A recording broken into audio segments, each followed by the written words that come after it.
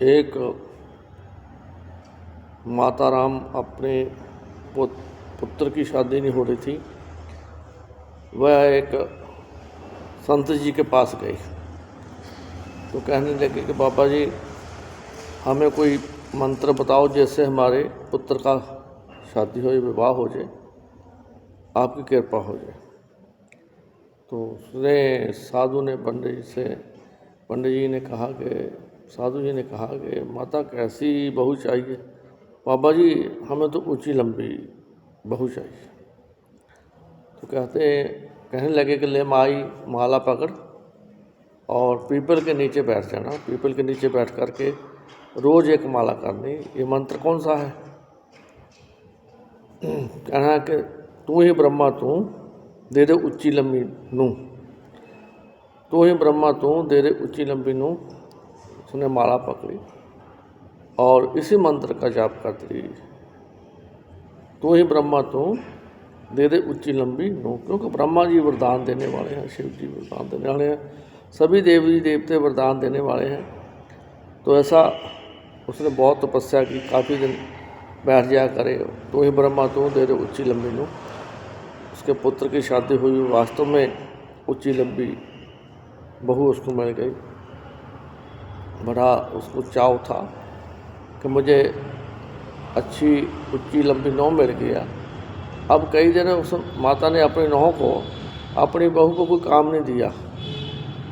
जो इसकी पुत्रवधू थी, पुत्रवधू को कोई काम ना दिया और सब उसको पलंग पर बैठे, ना बेटा सारी उम्र पड़ी है, तुझे काम करने की ज़रूरत नहीं है, हम भी हैं। तो वो काम करती रही। माता खुद आप खाना बनाए, अपनी पुत्रवधू को दे, बड़ी खुश। 5 दिन निकले, 7 दिन निकले, करते करते 20 दिन हो गए। अब वो सोचे कि अब कब हमारी बहू का हाथ का पका हुआ मैं खाना खाऊं, कब ये घर की सफाई करे। पर उसकी जो पुत्रवधू थी उसने कभी ऐसा काम करने की सोची ही नहीं थी। तो अपने पुत्र को कहते कि दे पुत्र, पहले तो हम दो थे, मैं 2 की रोटी पकाती थी और हम माँ पुत्र खा लेते, अब 3 हो गए। 3 के कपड़े, 3 की रोटी बनाना मेरे बस की बात नहीं है, तो ये भी थोड़ा बहुत काम करे। तो लड़के ने थोड़ा बहुत कहा, पर उस बेटा से मस ना हो। तो उसने एक दिन क्या किया कि माता हम कोई रल मिल कर के कोई तरकीब सोचते हैं।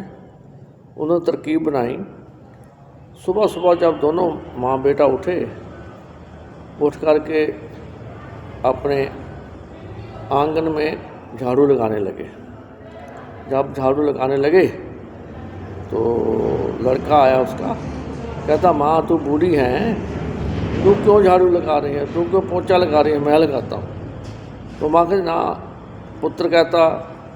पुत्र को माँ कहती ना पुत्र, मैं मेरे होते तू कैसे झाड़ू लगाएगा।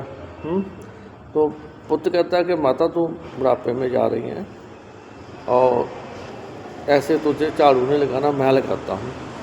दोनों ने आपस में खींचेतानी होने लगी। कभी पुत्र खींचे झाड़ू को, कभी माँ खींचे, और जो खिड़की के बीच से वो उनकी योजना ये थी कि जो हमारी पुत्र वधू है वो काम में लग जाए, कहे कि हम आपका हाथ बटा देंगे, ऐसी कोई चिंता ना करना। पर ऐसा ना हुआ। वो जो पुत्र वधू थी उसने क्या किया कि ऐसा किया कि उसने कहा कि नहीं, तुम ये क्या करते हो, क्यों करते हो ऐसा। तो उसका पुत्र कहने लगा कि मैं अपनी माँ को कैसे झाड़ू लगाने दूँ, पोंछा लगाने दूँ। और फिर वो माँ बोली मैं अपने पुत्र को कैसे लगा दूँ। पुत्र बोला मैं अपने माँ को कैसे लगा दूँ। तो वो अंगड़ाई लेकर खिड़की से बोली ऐसे क्यों झगड़ा करते हो, एक दिन माँ झाड़ू लगा ले और दूसरे दिन उसका पुत्र झाड़ू लगा ले, दोनों ही आपस में मिल कर के काम कर लें, ऐसे लड़ने से कोई लाभ नहीं है। तो बड़ी तंग हुई।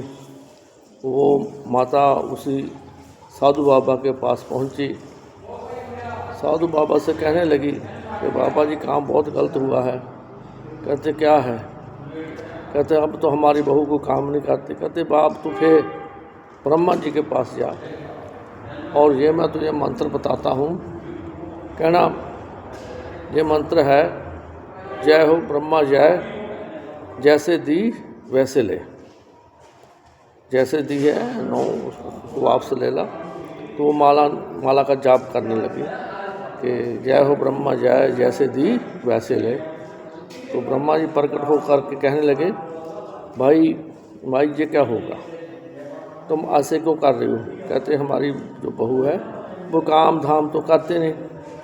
तो ब्रह्मा जी कहते इसको वापस तो हम ले नहीं सकते, जो तेरी किस्मत में वो तुझे मिलेगा ही। तूने मांगने समय कोई विचार नहीं की, जैसे तूने मांगी तुझे मिल गया, हम वापस नहीं कर सकते। कोई ढंग ही नहीं है, कहाँ इसको किसी के साथ हो। अब जो मिल गया ठीक है। अब तेरी गलती ये थी कि तुझे मांगने में थोड़ा सोचना चाहिए था कि ऊंची लंबी की जगह सुशील, भक्ति वाली, काम करने वाली ऐसी बहू मुझे देनी है ब्रह्मा जी, आपको ऐसे कहना चाहिए था। लेकिन आपने जो मांगा उसके अनुसार आपको मिला। अब जो हमारी मांगे होती हैं उसका कोई लाभ नहीं है अगर उसमें कोई अच्छी बात नहीं है।